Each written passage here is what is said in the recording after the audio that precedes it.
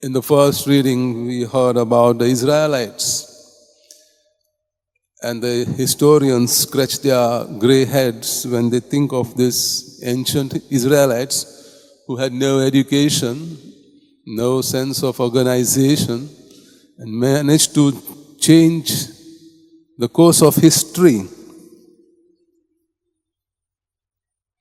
And the only answer we can give them, or we can get from them, is they say that they encountered the God at Mount Sinai.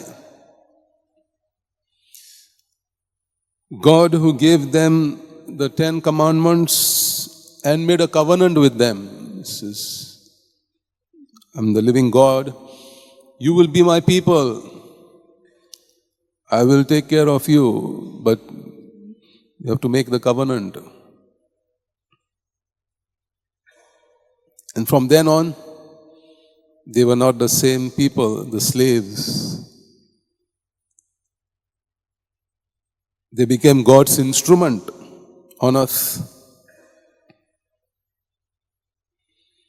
And so God encounters them because He knew they will not just take His things, the covenant and the commandments, lightly. So He encounters them in the form of the voice of thunder and His glory of lightning. Lightning and thunder in the form of cloud. He guides them. He is with them. So Ignatius wanted to do the same. He wanted to have a close experience of intimate knowledge of Christ. He wanted to be like Jesus. Of course, you know the story of his conversion when he was helpless after being knocked down by a cannonball and all his vain glory and ego disappeared.